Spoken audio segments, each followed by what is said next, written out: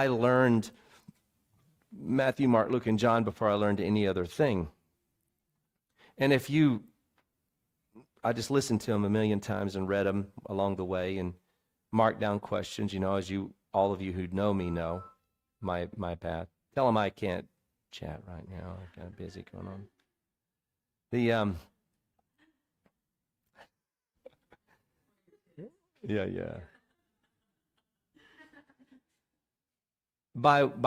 By beginning my journey in Matthew, Mark, Luke, and John, I did what Hebrews 12:1 through 3 said, which was to fix your eyes on Jesus, the author and perfecter of faith. For the joy set before him, endured the cross, despising the shame, and sat down at the right hand of God.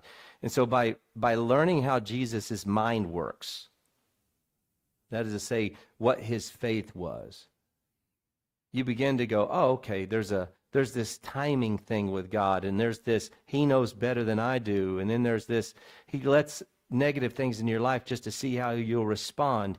Yes, he protects you from Satan's kingdom. He protects you. You're under Satan can't lay a finger on you. 1 John 5, we know that. We're transferred out of the kingdom of darkness into the kingdom of his beloved Son. But then there's also let's see what Greg can do going solo, right? Let's move the protection and let him get hammered a while. There's the James 1, the trials that develop your faith and expose. In 1 Peter 1, there's the trials that expose the trueness of your faith. In James 1, there's the trials that develop your faith. And so you have different passages talking about trials and the implications of both.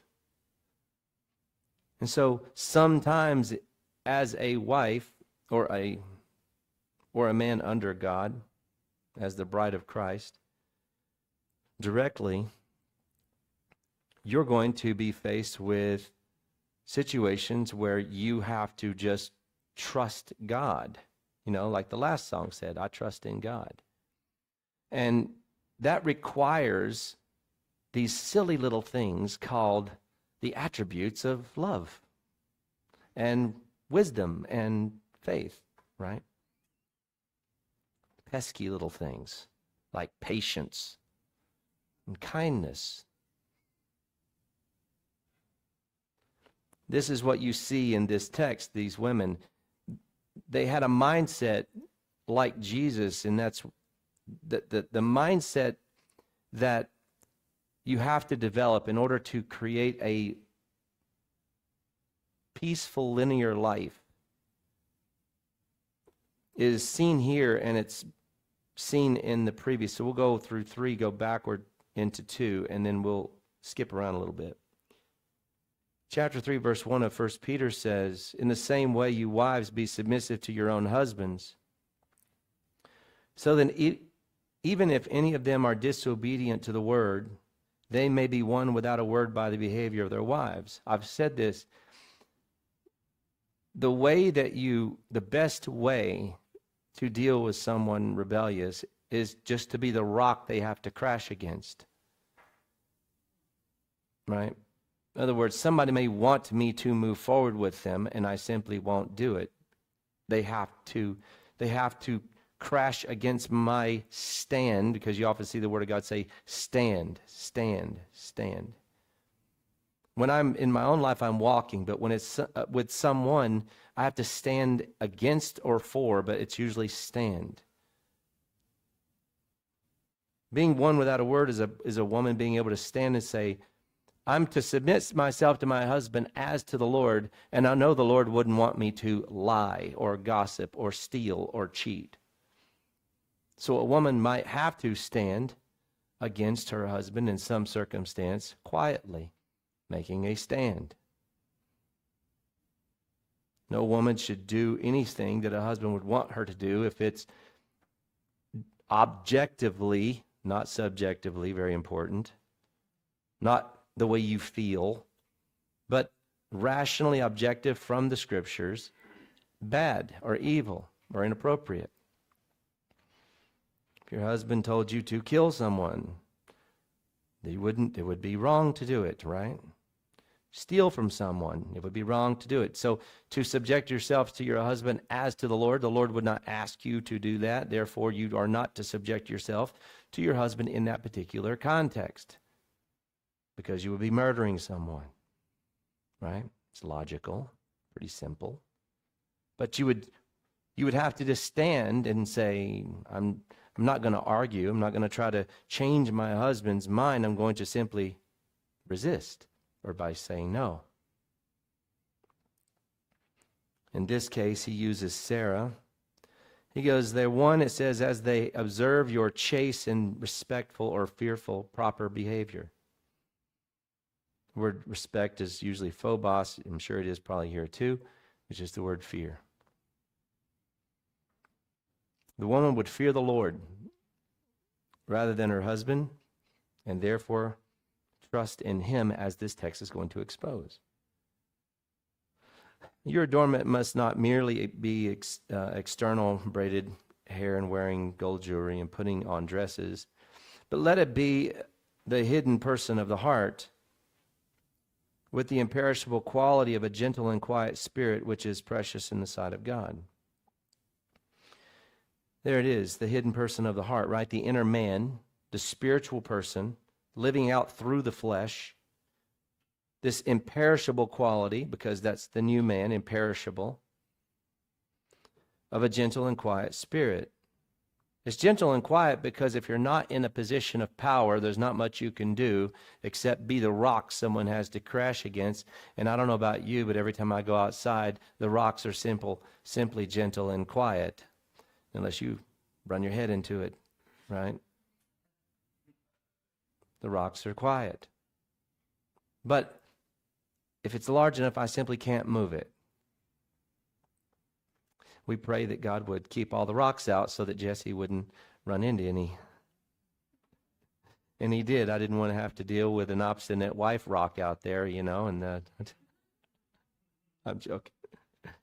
No, we were praying like, Lord, before we got started, if there are any rocks, may you just secretly right now just move them all out of the way. It seems like he did just that, because it's been just beautiful topsoil all this time. Unbelievable.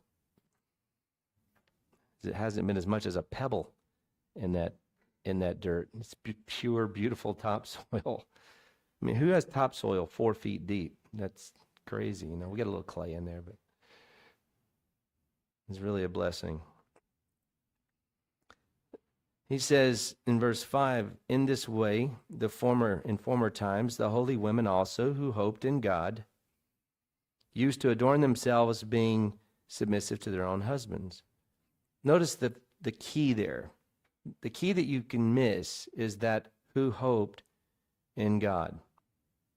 This goes back to the previous discussion, which is what Christ did. He entrusted the one who judges righteously. He hoped in God. His whole life was about hoping in God and trusting that God's timing and God's provision and God's will would work itself out in his life as he pursued God's ambition for his life.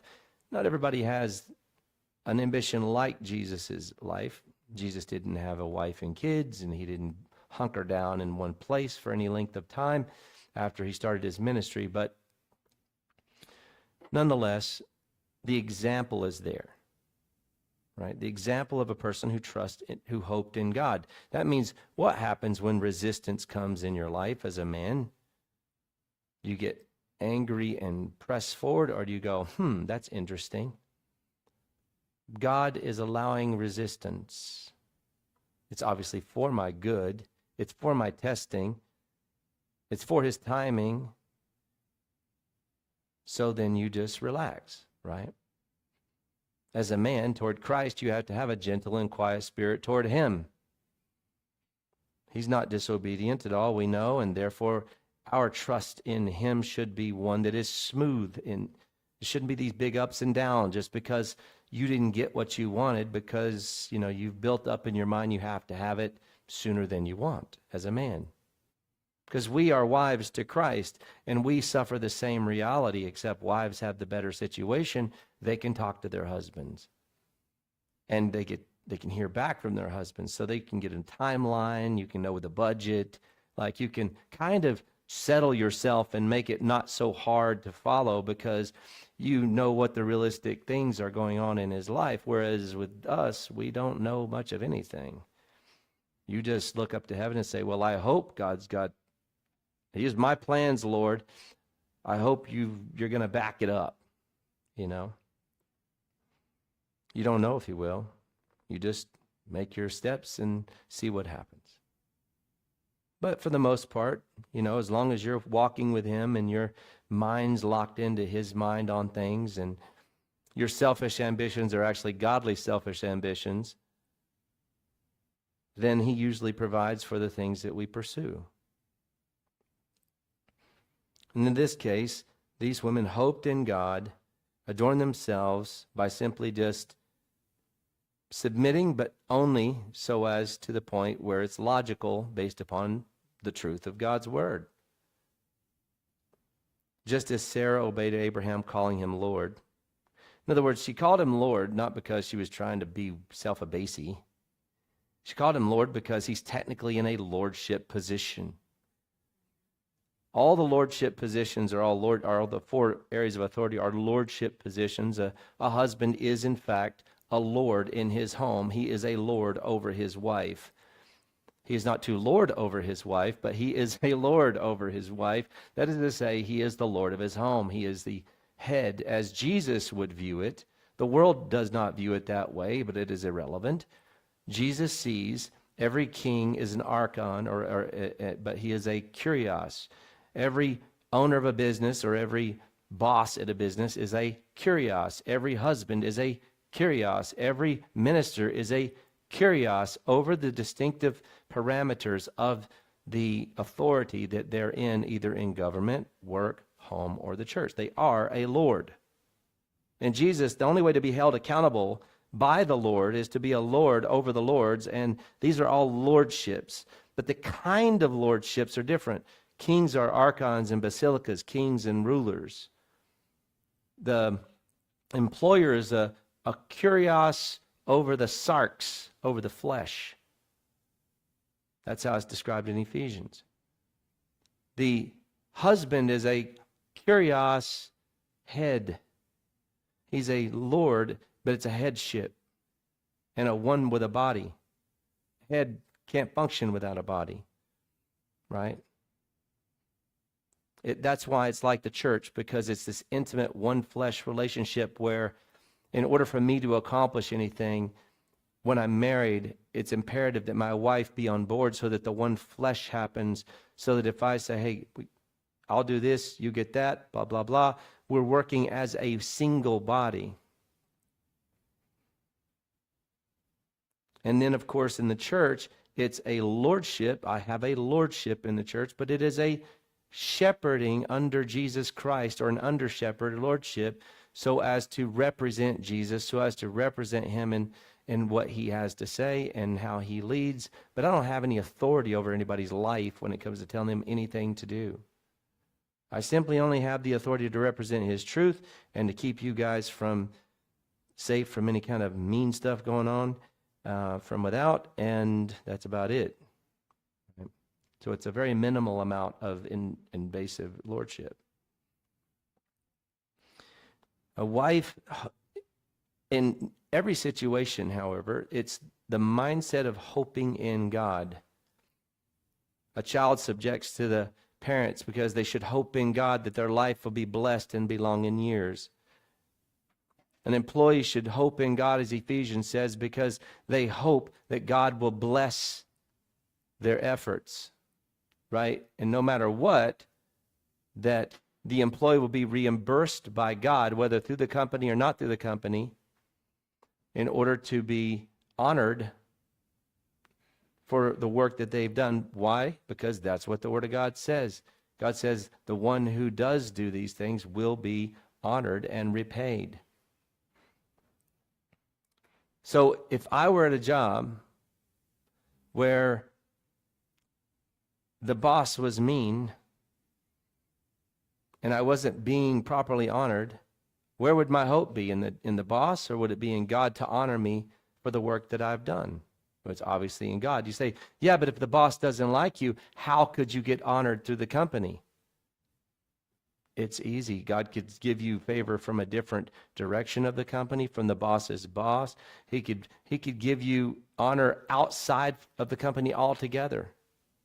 He could simply bless you from some other avenue, and you don't need the blessing to come through the work environment. So the point is that when your hope's in God, the very first thing you have to do is recognize that when something comes upon you, it's not God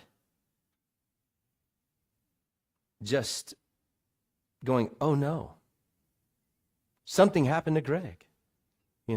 He was doing this, and what was it? I was busy in the kitchen baking bread, and, so Greg, what happened? God knows what's going on. He allows it. The thing that you have to recognize the most about God is He is absolutely in full sovereign understanding of every single thing that happens in your life. And consequently, the first thing you should ask yourself when you are trucking along, right? You're just trucking and you're moving forward, and then you hit something or some negative happens. The first thing you should say in your mind is, God allowed it. Now let's figure out why. Right? Is it for the testing of my faith? Maybe. That means He'll fulfill it later. Is it for the fact that I'm not ready? Maybe. I'll figure that out later too. Maybe it's because this is a wrong direction, and my pride, though I'm too ignorant to notice my pride, is involved, and God is resisting me to protect me. Maybe I'll find that out as long as if I see the resistance, I want to figure out, is it coming? Why is God allowing it? You say, it's the evil one. Yeah. But that's how He causes the resistance most of the time. He allows the evil one to cause resistance. The question isn't, should I push through it and keep going forward? The question is, why? Because if God wanted His will to be done in my life, nothing can stop it. So if He opens the door and says, okay, you can stop Greg from moving forward, or He can stop one of you from moving forward in some direction, the question is why? Maybe it's for you to push through. Maybe it's not. Most of the time, from my experience, if He shuts a door, I don't go kicking it open. He might let you through. And then you have to go through that mess and then work your way back to find a door to get back out again and figure out what you should have done in the first place. And so James 1 tells us, right? James 1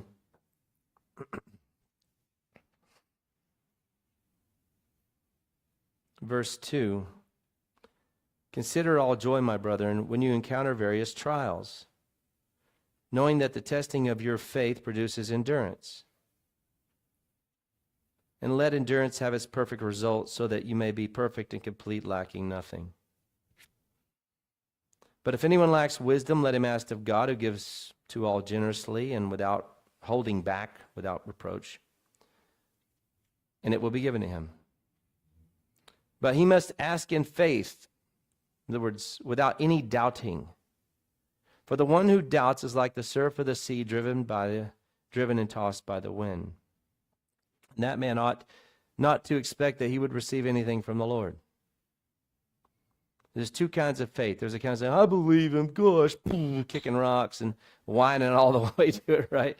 And then there's the kind of faith that says, God, you're great, you're good. I know you love me, even though if I don't always feel it, I don't always feel like you love me. But I know you do. I know you care. I know you care about my life. I know you care about my happiness. I know you care about the ambitions you have for me. I know you care about the leadership of my home, and you caused a resistance. You caused a stop. You closed a door. So first, out of principle, this is important.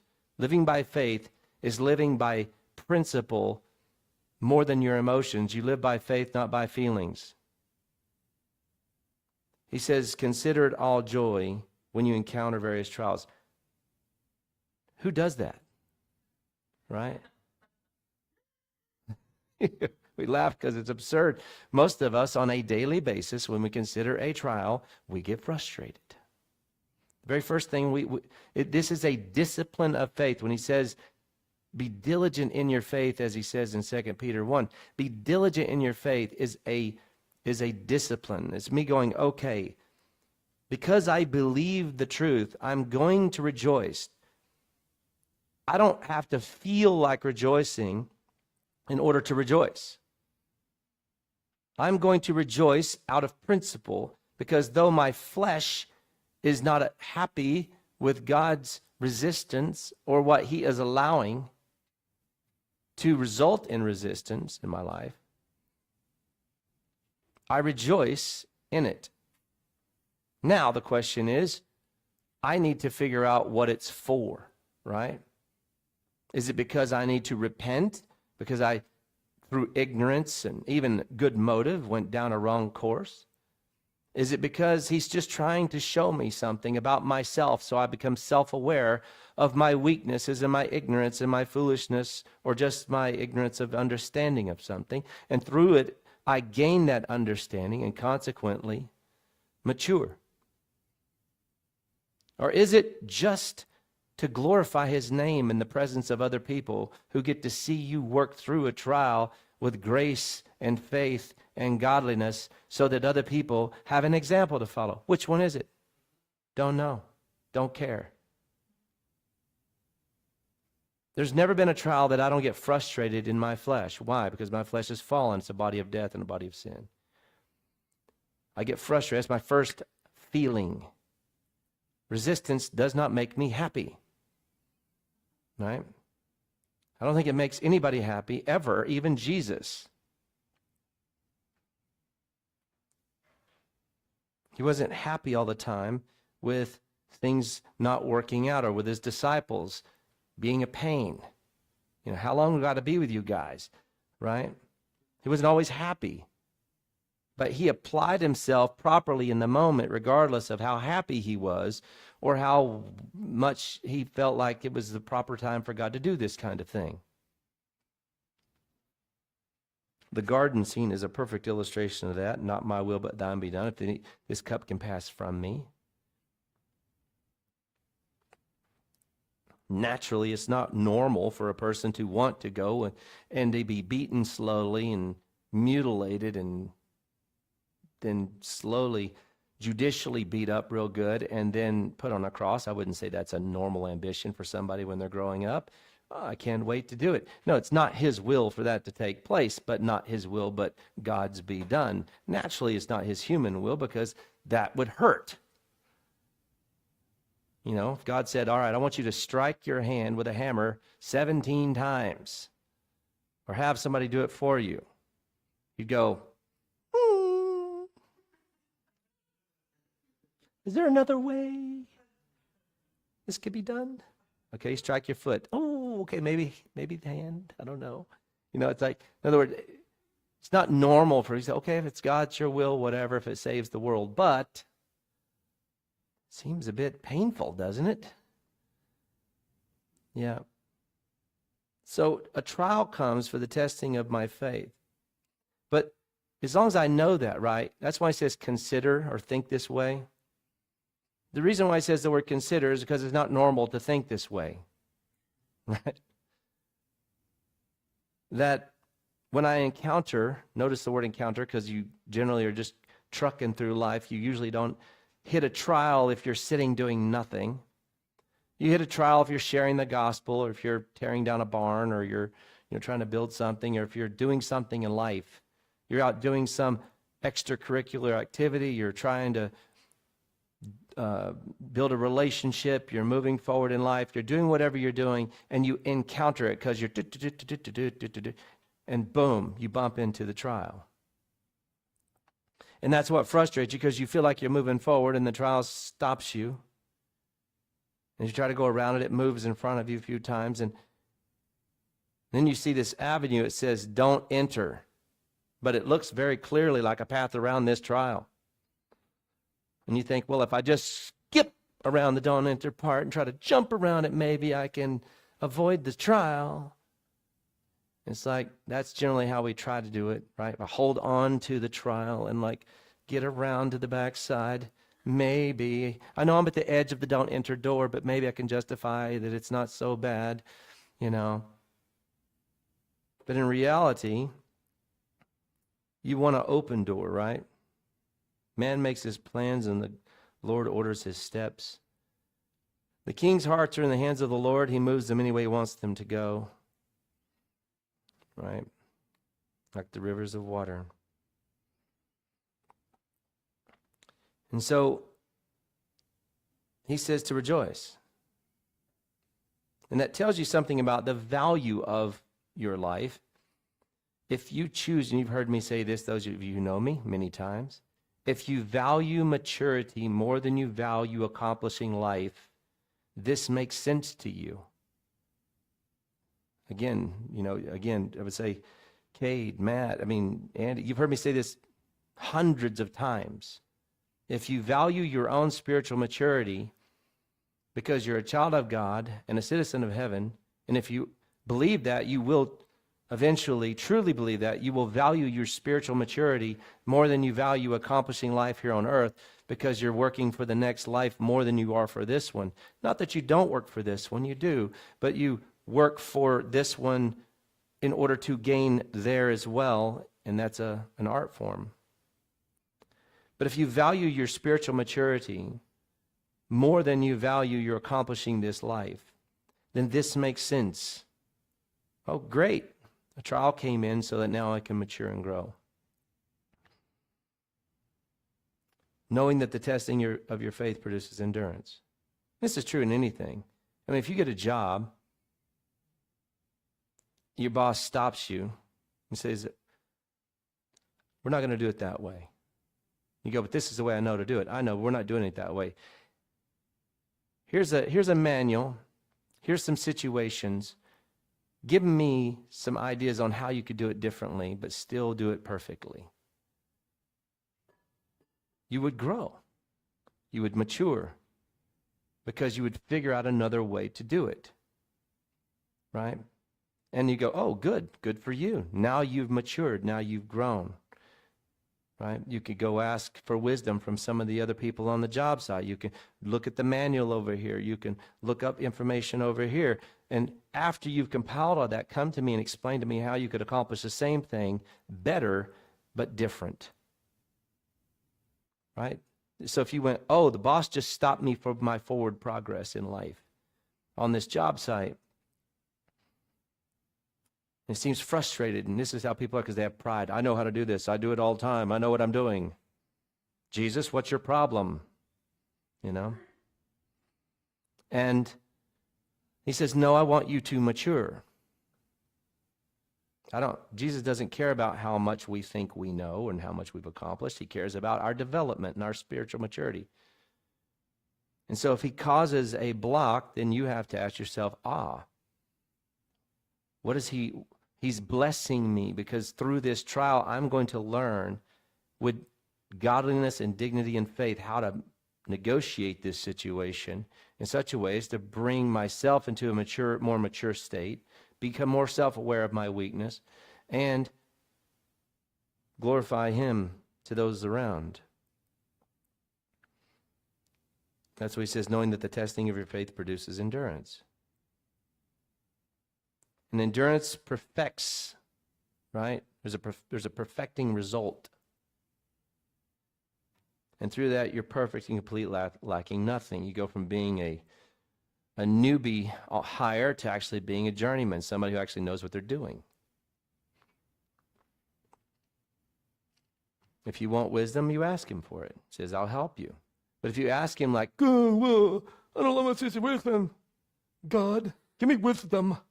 Go to him with an attitude. You think he's going to bless that? You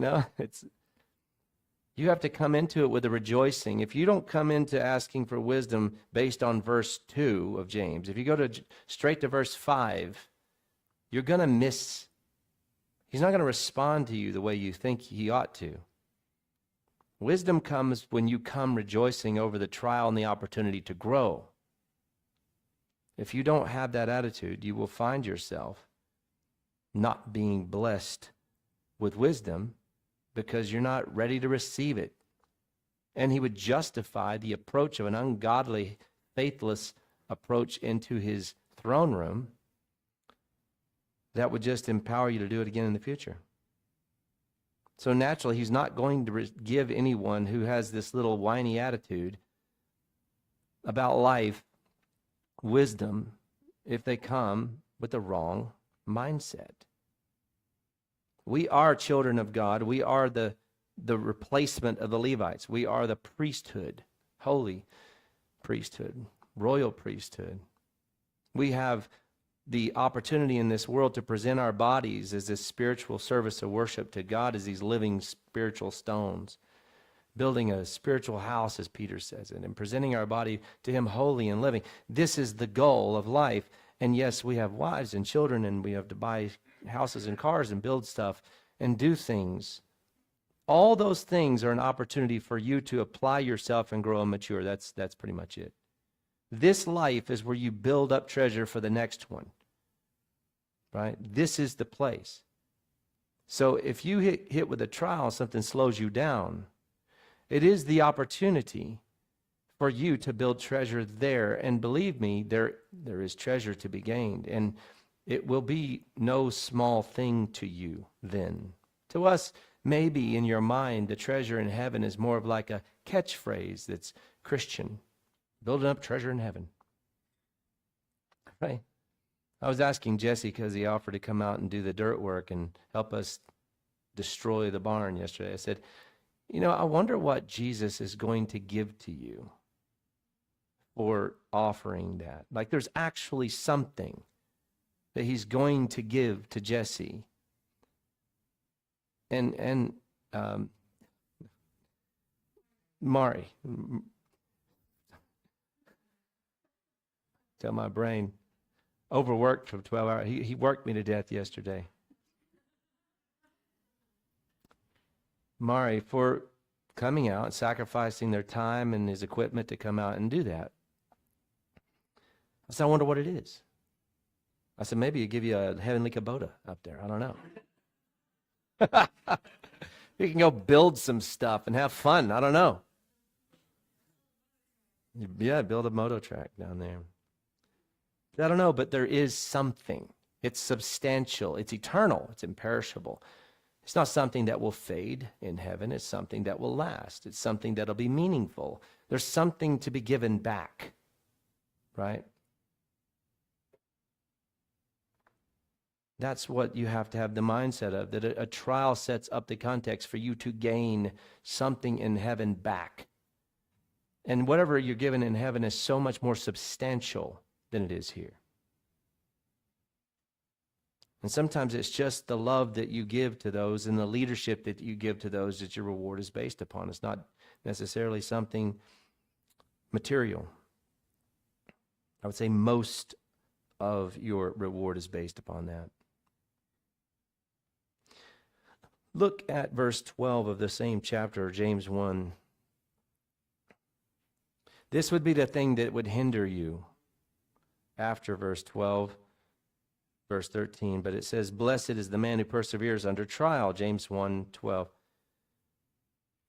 says, for once he has been approved, he will receive the crown of life, which the Lord has promised to those who love him.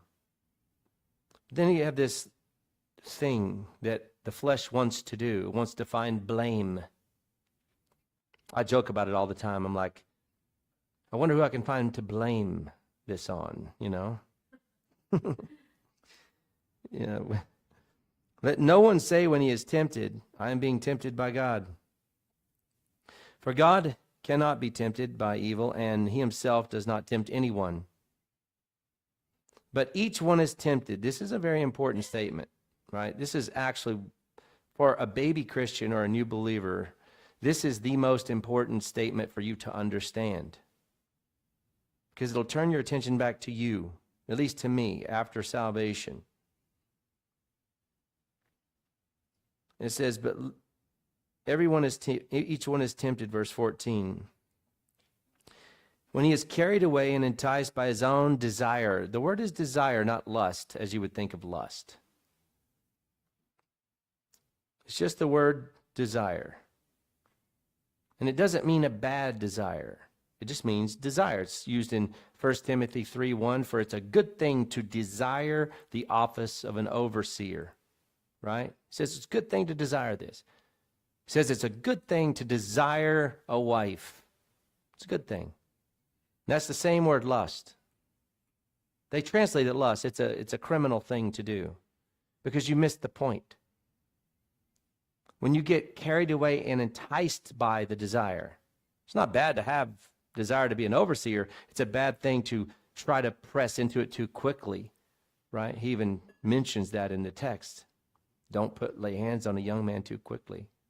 Bad things happen. Not everybody should desire to become a teacher too quickly. What happens? Theirs is the greater accountability. Theirs is the greater condemnation. So desire is wonderful. Trying to get the desire foolishly is bad. It's bad because it's bad for you. You're a citizen of heaven. You're a child of God. Your body has been purchased by God the Father and given Jesus Christ for his servitude on this earth. And it's bad. It doesn't fit in if you misappropriate how to accomplish the desire outside of what would fit you as a child of God, what would fit you as a new creation, what would fit you as someone who's been born from above and made a servant of Christ in the flesh. He says this, verse 15, but when you lust, or when you then when desire is conceived, it gives birth to sin, and when sin is accomplished, it brings forth death. And that's what happens: the death of a relationship, the death of a job, the death of an ambition, the death of something, sometimes physical death. In other words, you want something. Every sin you'll ever commit will be based in a desire. Most of them for us, good desires. It's how you get the accomplishment of the desires where the sin will happen. All sin is based upon you want something, and now you're going to figure out how to get from point A to point B. Now, will it be that I trust God and I appropriate true godliness and true righteousness and true holiness and true patience and true love and true kindness? Or will I go, this desire is good, it's wonderful, oop, I'll go around that, go around that. In other words, 70% of my decisions were great. The other 30 were not. Right? And so you sin, and God won't bless the end result. It'll be messy because you'll reap what you sow. The example you give to your wife and your kids, the example a mother gives to her children or to her friends, you will reap what you sow. It's when we try to get the desire in an ungodly fashion that things eventually die. And that's what he says. That's why I said this is the most important text, because it's gold. If I know that every sin I'll ever commit is because I want something, and it's just how I get it is the issue. In Peter, it said that the women you think the women in 1 Peter, they want to have a great relationship with their husbands? You think that? Yeah, right? The question is, how do they get it? Do they get it by being controlling, manipulative, mouthy, cruel, judgmental, fighting with their words? Or do they get it by hoping in God and entrusting in him and looking to heaven saying, God, you can break anyone, right? I'll be the quiet person. You can break my husband. I trust in you, the Creator, the one who is directly over him, and you can break him easily. Here's the problem. right?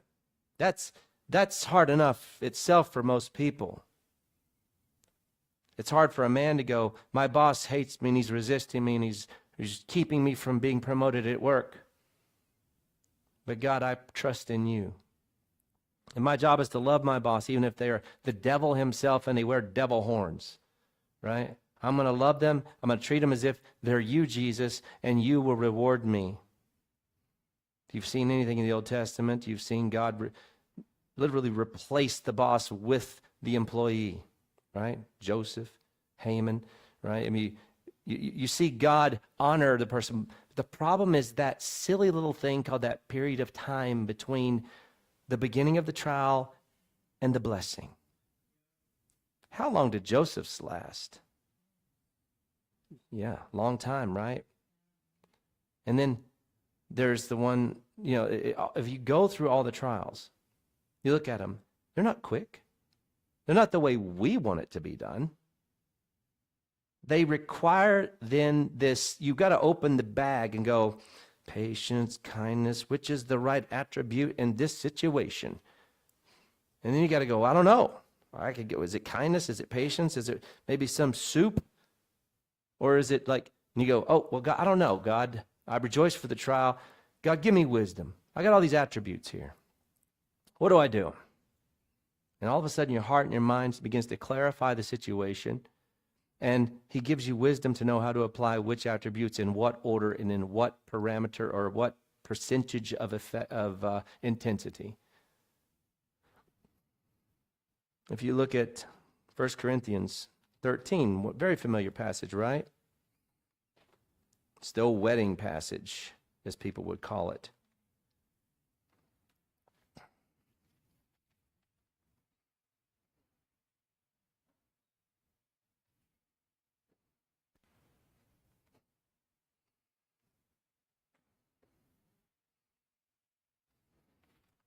First Corinthians 13, verse 4, it says, love is patient. That one alone, right? Love is patient. You think in terms of a trial happening, you go, it's patient. 20 minutes later, okay, God, I've been patient. 3 days later, good Lord, how long does a man have to wait? A week. I think I've waited, have I not proven my faith? How long do some people have to wait? Years. Right? Years. I've forgiven 7 times. How about 70 times 7 times? Wait a second. That's a lot more than I thought I would have to do, right?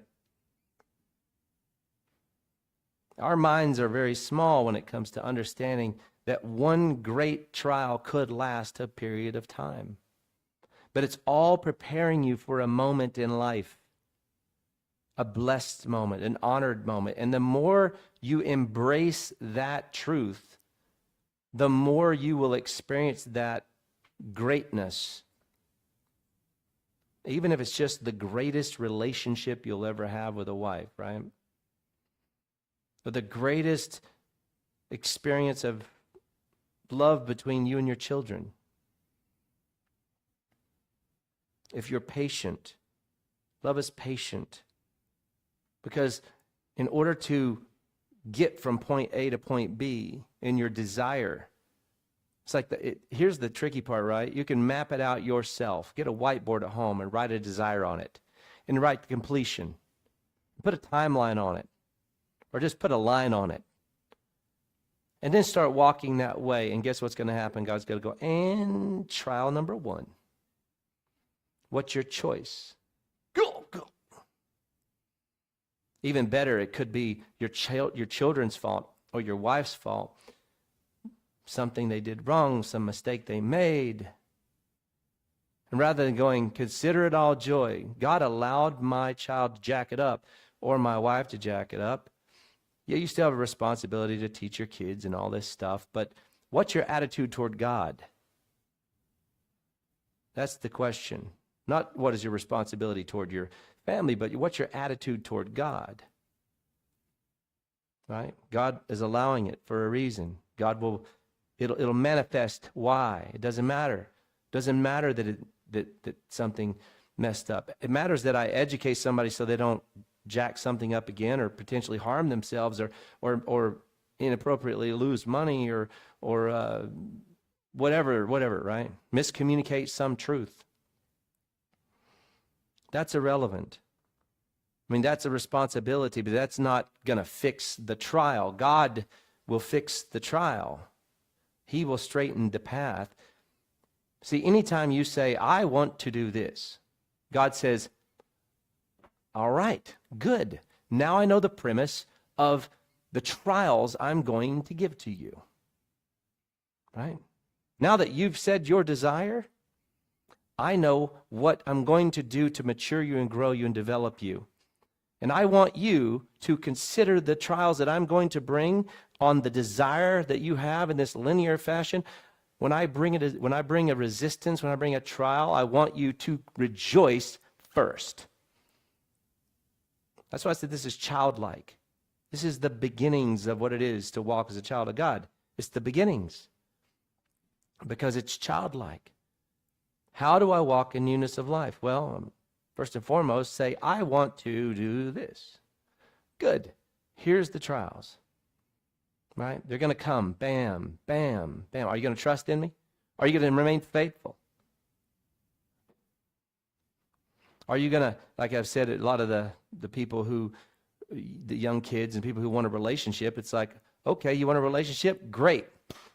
I'm going to claim you through the process, mature you through the process. I'm going to allow 6 half-baked dudes or chicks to come into your life just so that you get developed and prepared for the one I have for you in the end. So here's what I want you to do. I want you just to go through, stand, be godly, done, out. Next one, bam, stand, be godly, period of time, done, out. Don't compromise. Don't be foolish. Don't make overcommit to the relationship before the foundations are established. And you keep driving until God says, good, now you've been faithful here and you've stood here and you've been a light here and you've been an example here. Now I can bless you. And guess what? Everybody's going to get to see my hand and my power and my work in your life because of the faithfulness that you have demonstrated. That's how it works, right? We want to build a barn out there. It's always a bit weird, when you do something like this, but I mean, when I went to seminary and moved from Tennessee, which I did not want to do, from Georgia, North Georgia, but nonetheless, I knew how Christ's mind worked. We had enough to move. I had enough to pay for the first semester, and I had enough to pay for a month's worth of food and a month and a half's worth of food and a month's worth of rent. And I said, the worst thing that can happen is we go out there, and I got accepted to this seminary, got the first semester paid for, and it was like, well, that's obvious to me. God, open door, open door, open door. We got everything but an understanding of how we're going to survive once we get there. But it's like, you get a job, you figure it out. So I wrote down, God, this is what we're going to need on this day. And we didn't even start looking for a job until that day. And guess what? Got a job making that exact amount that day. But to me, that's not weird. To me, that's just God, right? I didn't kick the doors open, but he didn't go, I'm going to open every door, and I'm going to promise you the proper income when you get there. He said, I'm going to open every door, and now you're going to have to go and see if your faith was right all along. And if you're truly convinced, you'll go. And so I did, and he did, and he was always been faithful in that way. And this is one of those weird situations where you're like, I have a barn, it's functional, I like it, I don't want to tear it down, right? However, in order to love you guys, truly, and that's the only reason that would do it, I want to love the body. I think our fellowship would be better out there. I think there'll be more room for you guys and for you to bring someone. You'll have better fellowship. You'll have a better time. There'll be better sound. The worship quality will be better because there'll be more space. Everything will be better, and you will be blessed. I'm not building it because I think the numbers will grow. I do believe they will. But really, I don't really care so much because I'm not the one that makes the choices on the allotment, right? God allots people to your charge, as he says in Hebrews and in 1 Peter, those allotted to your charge. If you come regularly and you're part of this body, then you've been allotted by Jesus Christ to me. And I'm responsible to care for you and to teach you and to be an under shepherd and be a guide the best I can by example and truth to you in that way. And so I take a responsibility over that, right? Not one that you feel weighty from authority, but one as I feel weighty from Christ. And so in my response, my mind, I need to build a barn that is fitting for worship. And it's just what we're doing, right? But I tore it down believing he would provide as time goes along. Jesse helped. In a way, I was being reluctant. I knew what my heart was. I knew what my plans were. I knew what my desire was. And I wasn't moving on it. And then Jesse was like, hey, I'll come do this. I'll come do this. I'm like, okay, God. God's more kicking me in the butt. Like, all right, go forward. Like, I don't necessarily want to tear my barn now because I don't have the money to build it back up again right now. Right? So we're just tearing it down. I have enough to get the pad done, maybe. Right? So you get that done, and you go, okay, now where's the funds going to come from? I don't know. Does it matter? Has it ever mattered in my life? But getting rid of something that is actually of value to you in order to trust God to reestablish something is always a bit of a trial, right? It's a bit of a trial. And so whether it's something like that, or whether it's a relationship, or whether it's getting a different job, or whatever it is, the moment you say, God, I have a desire, and it's so good. I want to honor you. I want to be in the ministry, or I want to build this building, or I want to have this relationship, or I want to get this job and provide for my family better, or I want to build a house, whatever it is, the moment you have it and you start walking toward it, he's like, good. I care about your spiritual development, your maturity, your representation, being an example. Great. Glad you got a desire. I'm going to help you with it. Not exactly the way you think, but I'm going to help you with it. And along the way, I'm going to take advantage and squeeze every bit of fleshiness out of you along the way. And we're just going to develop you into a spiritual, godly person this trial. Congratulations. You've told God what your desire is. Therefore, you've set up the path of your trials. Now, if you want to be wise, you then go, okay, God, I will by choice choose to rejoice. Through gritted teeth sometimes, through frustration and even tears sometimes, I will choose to rejoice. I will look to the benefit of my maturity. I will pray to wisdom for you, and I will look for the outcome of your blessing at the end. Because he says he blesses the hands of the man who walks by faith. We know this to be true. He promises the blessing. He's not like it's a trial for nothing and there's going to be no end to it. I know there's always going to be an end. So the question is, the wife has a disobedient husband. Why? Do you think that's just because? What if God is allowing him to be in that situation for a long period of time? Who would that benefit? The wife. First and foremost. See, if a wife goes in, I'll be quiet and submissive. It's like, has God gotten into your heart yet? Oh, I'll go clean for you. Here's your plate. Hope you like. Shoulder massage. God get him. God get him. God get him. It's like, no, it benefits you to show that you can be a lovely, gracious, godly person in the midst of a hostile environment. We laugh because we all know that, right? It benefits you going, God, you're enough. If my husband never treats me lovely, you're enough. Thank you for the salvation. Thank you for the relationship. If my wife never grows in godliness to the point, you're enough. You're enough. I'll continue to lead. I'll continue to provide. I'll continue to do the thing. You're enough. I may never have the kind of relationship I wanted as in my mind, the love and the affection. It doesn't matter. You're enough. It's enough just to represent you on the earth with a disobedient husband. It's enough just to represent you on earth with a cantankerous or rebellious woman. It's enough. I can be godly. I can endure. You may never turn them around.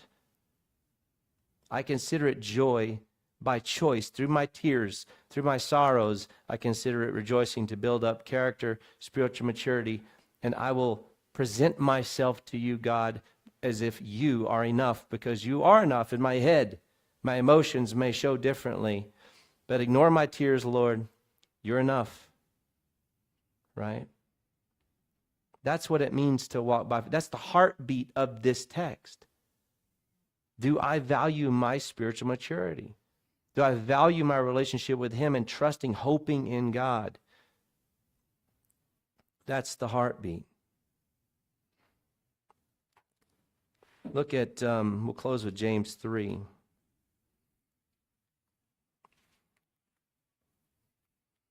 James 3.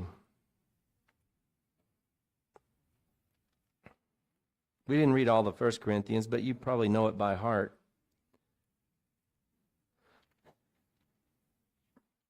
James 3:13.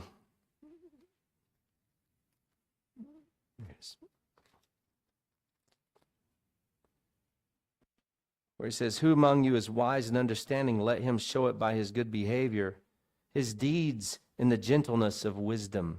So if you've prayed for wisdom and you're in this trial, you want to show that you are truly wise and understanding. Let him show it by the good behavior, his deeds and gentleness of wisdom. But if you have bitter jealousy and selfish ambition in your heart, do not be arrogant and lie against the truth. We do have a heart of flesh. We still have this physical one. In this fallen body and in this fallen heart, we still have a selfish ambition to meet the needs of our fallen flesh and our fallen physical heart, not our new spiritual heart, but our fallen physical heart.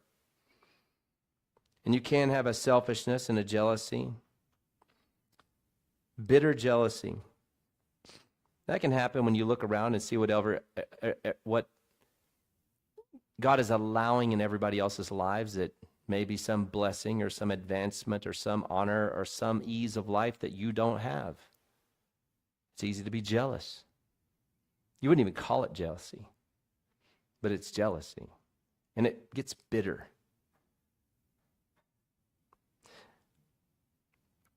It's easy to defeat that by simply asking, what if you were the richest person in the community in your context? What if everybody that you know for 100 miles was worse off than you? You'd go, thank you, Jesus. This is a lot better than what's going on around me.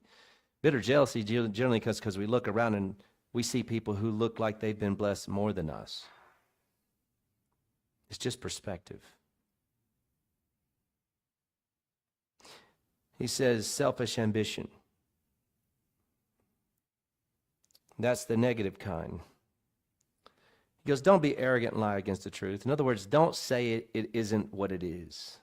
If you desire something and you're trying to get it so passionately that you appropriate, that you begin to get jealous for the outcome and you begin to have a selfishness in it that you just want it to get done. I just want to get it. Well, with it. You ever notice the word just is the word to justify, right? In other words, I justifiably want it done by tomorrow. I justifiably just want it. You begin to tell yourself, I'm justified. But you're not justified. I just want it. It's like, I know. So what? Who cares? I'm like, I do. I know. So what? Who cares? God cares about your spiritual maturity more than about your justifiable wanting to get something the way you want to get it when you want to get it done. He loves you. He wants you to enjoy your life. He wants you to enjoy it as a spiritually mature person, not as a spoiled, entitled little brat, right? He says, the wisdom, verse 15, this wisdom is not that which comes down from above, but is earthly, Notice it's earthly, what are we talking about? Just normal, progressive life. It's natural. It's normal for humans, right? Or it's demonic. That is, it was taught by doctrines of demons from your educational process, as he says in Timothy, right? 2 Timothy. Demonic meaning it was just your education system taught through demonic influences through teachers. It says, for where jealousy and selfish ambition exist, there is disorder in every evil thing. That's what I'm saying. When you have a line, you have to say, I desire this, and this is the end all, and then you start then. If you allow your motivation to be dripped in jealousy into it, and selfish ambition, I just want to get it done by this time. I'm tired. I just whatever, right? Whatever it is, you will fail in the trial. It'll create, as he says, disorder in every evil thing. Every kind of evil thing. Not necessarily every single evil thing that could happen, but every kind of evil thing is on the table. And disorder for sure, because you start cutting corners. You start trying to make it happen, trying to push the square peg in the round hole, and things just mess up. Verse 17. But the wisdom from above is first pure, right? It's pure. In other words, it doesn't have the jealousy. Doesn't have the selfish ambition from the bad selfish and the jealousy and all the other nonsense. First, you purify the mind. Choose to value what God values. He values you, your life, your spiritual maturity. Pure, then peaceable. Because if it is pure, it will naturally then be prone to be peaceable. Because when the trial comes and you say, Lord, thank you, even through tears, even through gritted teeth, even through sorrows, if you are able to rejoice in a trial, it settles you, right? It makes you peaceful. Gentle is a natural, these aren't like things you're having to do. This is the natural outcome of applying faith in the trial. Gentle.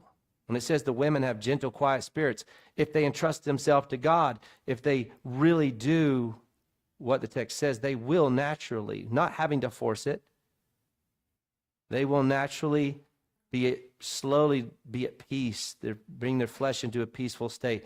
They'll bring themselves into a gentleness. Reasonable.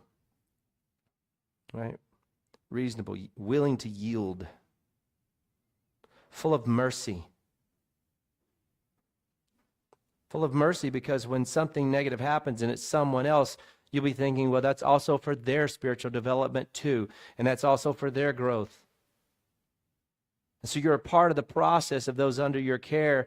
Not only that is it you're being tested, but they're being tested. And you have to have mercy. As God's having mercy on you and your failures, you have to have mercy on them and their failures. And as God is instructing you in your ignorance, you have to instruct them in their ignorance. And as God is caring for you through the process, you have to care for them for the process. And that's how it works.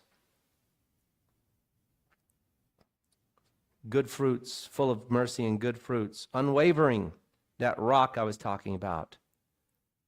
Standing and waiting for God to bless. Standing and waiting for those who are resisting. Unwavering. And without hypocrisy. Hypocrisy is you're saying you're doing it for someone else, but you really are doing it for yourself. I can appreciate all of you who tell me, oh, if we get the church out into a nice barn out there, a nice place, then your house doesn't get so wrecked up. And I agree, that's true, but I'm not doing it for that reason. I give this house to the Lord. I built it to bless the family and anybody who comes in. And if the house gets utterly destroyed through the process, down to the, just who cares, right? Who cares? If you're blessed and your fellowship is blessed and you're mature through the process, the house can be worn down to its nub. That's fine. In other words, that's the commitment you have to make in order to love the body of Christ. If I start thinking, well, yeah, I need to get him out because da-da-da-da-da and blah, blah, blah, blah, blah, then you start adding a selfish ambition that's a hypocrisy, where you're saying, I'm doing it for this reason, but you got 6 other little selfish reasons on the back that you don't talk about much. And they start pushing you forward to get things done, and that's where bad things begin to happen. And you have to die to that. You have to rest. You have to rest in the thought that you may never get what you want, whether it's the relationship, whether it's the project, whether it's the raise, whatever it is. You may never get it. Doesn't matter. Doesn't matter. I'm not going to compromise my integrity and my spiritual life in order just to get it. You know, kind of repent on the backside, ask for forgiveness rather than for permission kind of thing. Verse 18, it says, and the seed whose fruit is righteousness is sown in peace by those who make peace. And that's good stuff. It goes in with it.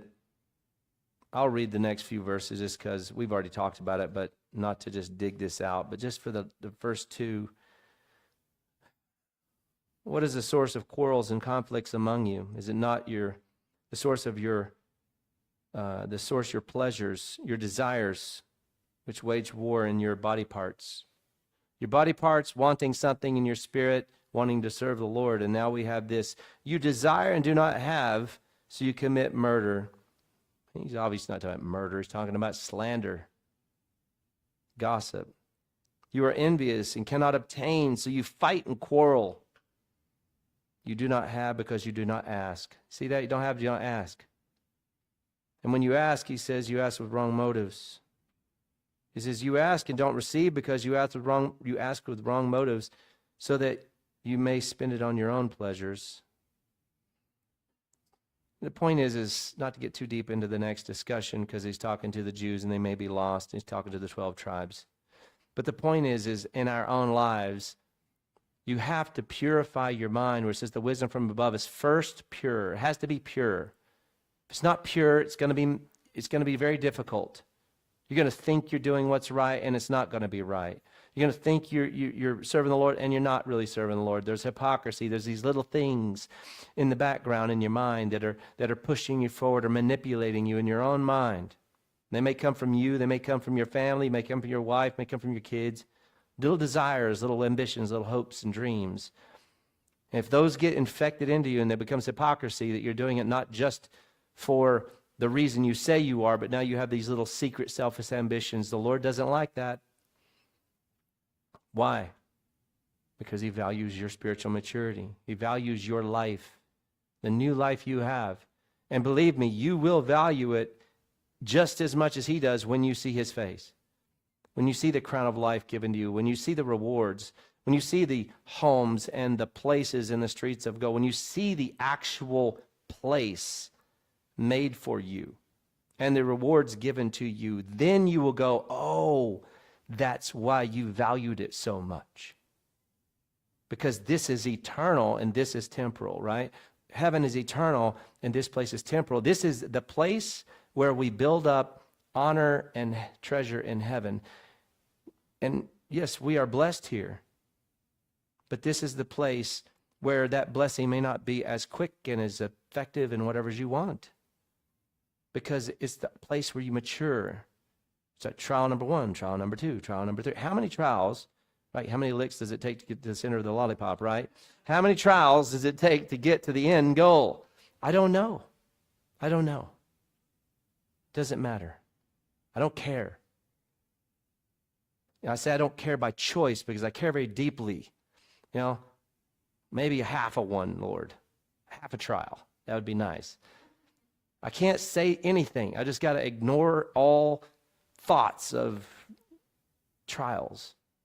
And you just accept them when they come. You go through them. The quicker you go through them, as Philippians 4, as 1 Corinthians 10:13, 10:13. Is that right? Yeah, 10:13 talks about.